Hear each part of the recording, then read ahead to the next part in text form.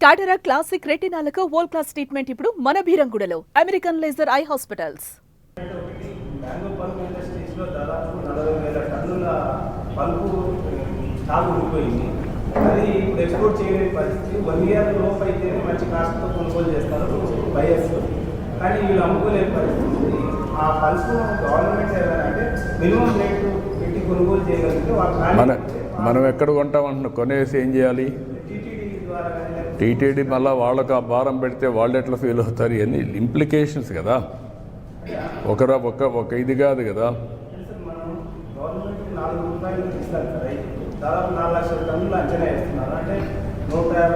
అది ఇచ్చామ్మా, దానికి నేను రేపు అన్నీ మీరే కొనాలన్నా కూడా ఎక్కడ కొనగలుగుతామంటున్నా. క్రాప్ మేనేజ్మెంట్ ప్యాటర్న్ కూడా చేంజ్ చేయాలి. అందుకే ఎప్పుడు రాష్ట్రంలో ఎక్కడ ఇవ్వని విధంగా 200 నుంచి 250 కోట్ల రూపాయలు అవుతుంది మనం ఇచ్చే సబ్సిడీ కూడా ఒక్క మ్యాంగో రైతులకే. అది కూడా మనం ఇస్తున్నాం. మిగిలిన విషయాలన్నీ కూడా మాట్లాడతాం. మధ్యాహ్నం అందరితో మాట్లాడి ఏ విధంగా మనం చేయగలుగుతాం అన్ని విషయాలు చేస్తాం. నిజమేనాయా, ఏం చేయాలంటున్నా? ఎవరు పెట్టాలి? టీటీడీ పెట్టాలి. వాళ్ళు ఏమంటారు మేమెందుకు చేయాలంటే మళ్ళీ అవన్నీ విషయ సర్కిల్స్ కదా. భక్తుల యొక్క సెంటిమెంట్స్ కూడా మనం చూసుకోవాలి కదా. అవన్నీ ఉంటాయమ్మా. ఇవన్నీ ఏంటి ఎప్పుడన్నా చేశారా? కాదు, ఎప్పుడన్నా 4 రూపాయలు ఇచ్చి కొన్నారా? రెండోసారి నేనే కొంటున్నా. వ్యవసాయం బాగా చేస్తున్నాం కాబట్టి ఆదాయం ఇది కూడా దిగుబడి బాగా పెరిగింది. ఈ సంవత్సరం ఎప్పుడు లేని దిగుబడి వచ్చింది. ఇంటర్నేషనల్ మార్కెట్లో ప్రాబ్లం వచ్చింది.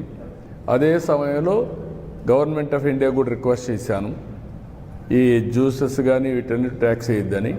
We are working all these things, will sort it out. రైతు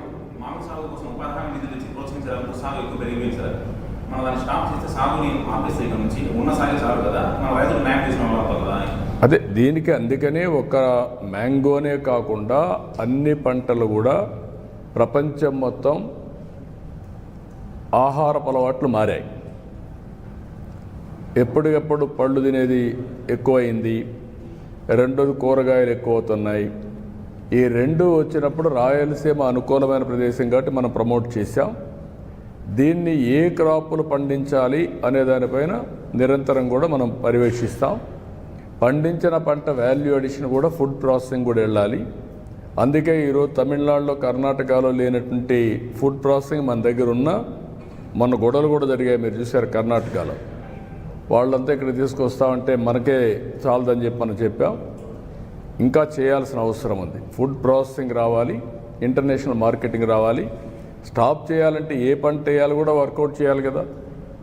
రాను రాను ఆధునీకరణలో తర్వాత రెండో విషయం కూడా మీరు చూస్తే ఫుడ్ హ్యాబిట్స్ మారిన తర్వాత దీనికి తగినటువంటి ఇది కూడా మనం తయారు చేయాలి. ఒకప్పుడు దిగుబడులు తక్కువ ఉండేటివి, ఇప్పుడు దిగుబడులు బాగా పెరుగుతున్నాయి. ఒకప్పుడు చిన్నప్పుడు నేను చూసినప్పుడు మామిడి ఇంటికే వాడేవాళ్ళం. మీకు కూడా ఐడియా ఉంది. ఇంటి కోసం చెట్లు వేసేవాళ్ళం. ఆ చెట్లు వచ్చే పంట తర్వాత వాణిజ్య పంటగా తయారైంది. అంటే ఎవరికో ఒకరికి ఇచ్చి ఈ చెట్లు ఇంత పంట ఉంది నువ్వు కొనుక్కోమనేవాళ్ళు. వాళ్ళు వచ్చి హార్వెస్టింగ్ చేసుకొని వెళ్ళేవాళ్ళు. అది నెక్స్ట్ ఫేజ్.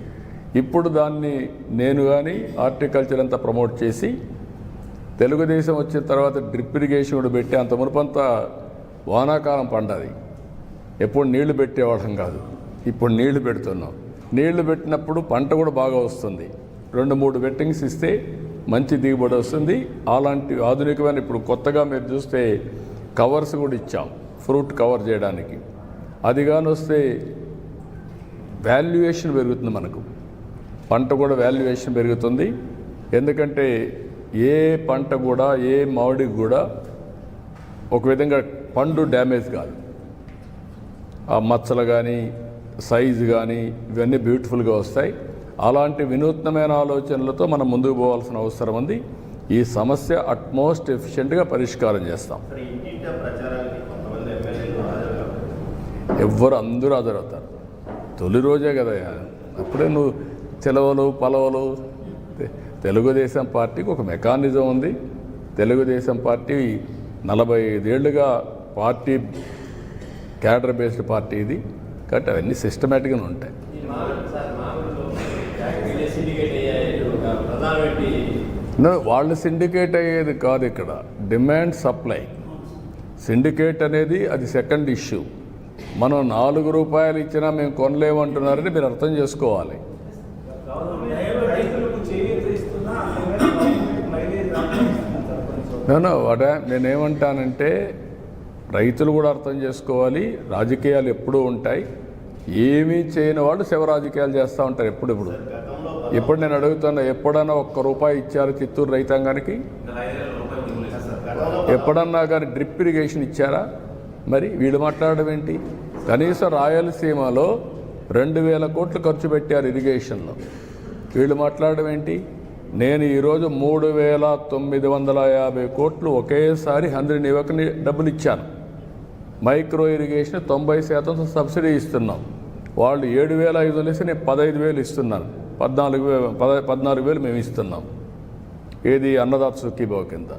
కాబట్టి అన్ని ప్రోగ్రామ్స్ అన్నీ రివైవ్ చేశాం. ఇరిగేషన్కి ప్రాధాన్యత ఇచ్చాం, పంటలకు ప్రాధాన్యత ఇచ్చాం, గిట్టుబాటు ధరకు ప్రాధాన్యత ఇచ్చాం. మన రాష్ట్రంలో అన్ని వాణిజ్య పంటలు, ఎందుకంటే రైతుకు ఎక్కువ ఆదాయం రావాలని వాణిజ్య పంటలకు వెళ్ళాం. ఓసారి వాణిజ్య పంటల్లో ఓసారి తక్కువ రేట్లు కూడా వస్తాయి. సుమన్ టీవీలో మీ పర్సనల్ అండ్ బిజినెస్ ప్రమోషన్స్ కోసం కింది నెంబర్కి కాంటాక్ట్ చేయండి.